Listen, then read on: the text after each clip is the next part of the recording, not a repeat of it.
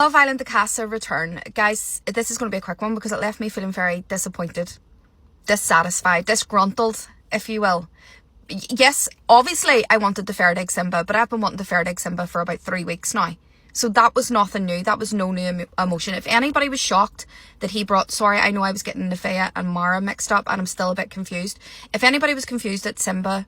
or if anybody was shocked at Simba bringing that girl home, even though earlier in the episode, he was basically trying to squeeze a little fucking tear out of his dry eye, saying how much he liked Angie and how bad he felt. That's lies. That's lies and propaganda. We will not fall for the propaganda. The Simba propaganda is gone. And the girl that is with him now, I hope she's like, right now I'm in the villa. Who am I going to switch to? Because Simba is not it. That boy... Let me explain to you why he brought that girl home. Because he fucking knew. He knew if he came home alone and he had to explain to Angie, all the other boys were going to tell the girls, Angie was going to find out what he did with the girls, right? He knew Angie wouldn't take him back. So he had no other option than to bring a new girl back. Girls being fuming about like Lorenzo and all that, I'm like, why? Why?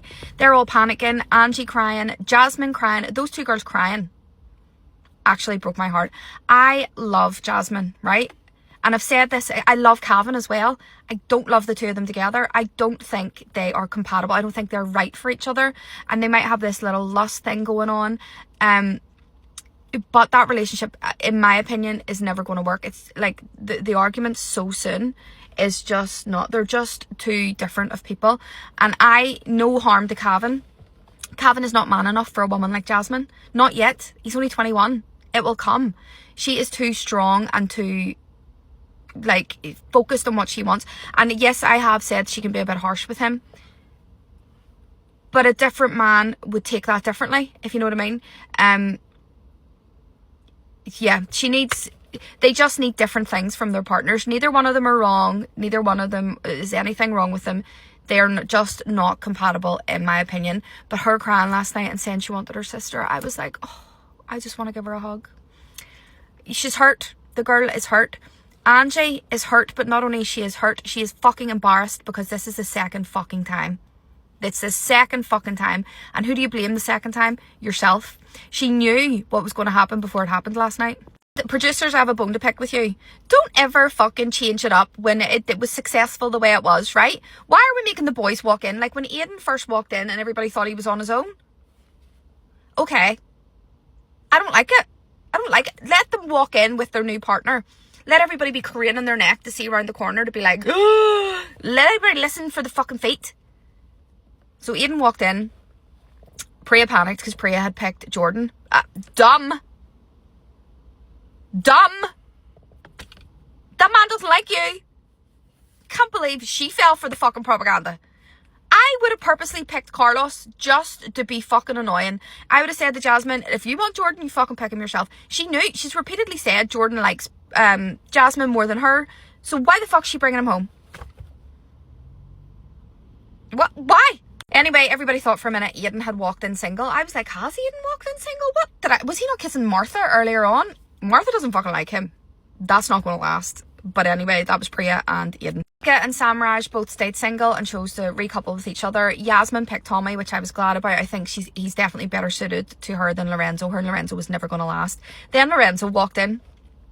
And then you see Julia coming in behind. Why did she walk in like she was walking to her death? That was fucking hilarious. I need to see like memes of that today. I need to see like I need to see that again. Because that was fucking hilarious the way she walked in. I think those two are like weird and wonderful. And I think they could be a match. But I think now Lorenzo's going to beeline for Jasmine. Lola and Sean obviously choose each other. Very cute. Very happy. I did hear them. I don't know if he said it or she said it. I seen the words coming up on the screen. We'll talk later. I was like, Lola's not going to let this one lie. She needs to know what happened in that challenge. Then we have Jasmine sticking. Well, obviously we knew she was going to stick. When Jordan was gone, there was literally nobody else she was going to pick unless she was just going to do it like tactically. Then Calvin walked in. Calvin shit a fucking brick. I felt sorry for that boy. I felt sorry for that boy. Know who I felt more sorry for? Charlene walking into that. That was so uncomfortable. And I hope they aren't going to do the whole fucking mean girl thing. Mika piping up. Shush. And then Aiden piping up also, nobody fucking asked you. Your brother's a big boy, let him stick up for himself. Jasmine's allowed to be hurt, but like what I don't agree with is blaming the girl. It wasn't Charlene's fault. She came in, she was single.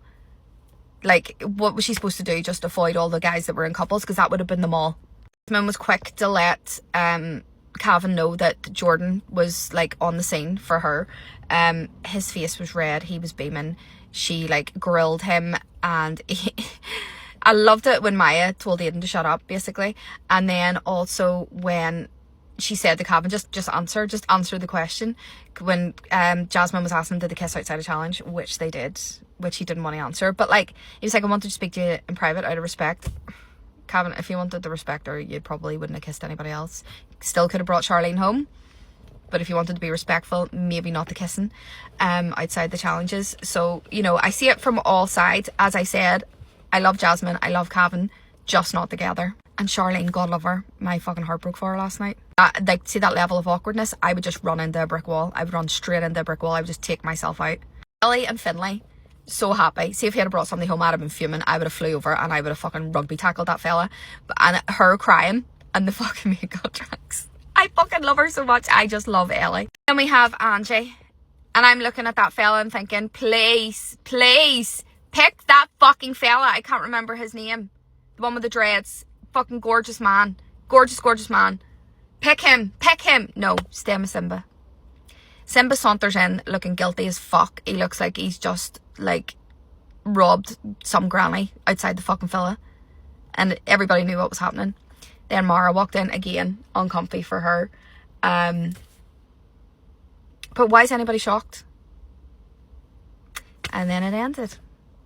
So the fallout will be tonight. Hopefully it'll be a bit of a spicier episode, because literally the first 40 minutes of that episode last night was just stuff we already knew. It was just very repetitive. And guys, you know what I'm watching at the minute?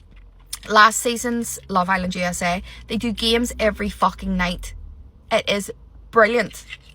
I think we need to do like a crossover of producers so we can get a little bit of spice over to the UK. Because the games in the USA one, not the current USA, I'm still finishing last year's one, the one with Huda and stuff in it. So good. But yeah, that's the debrief, guys. Casa is over. Roll on movie night.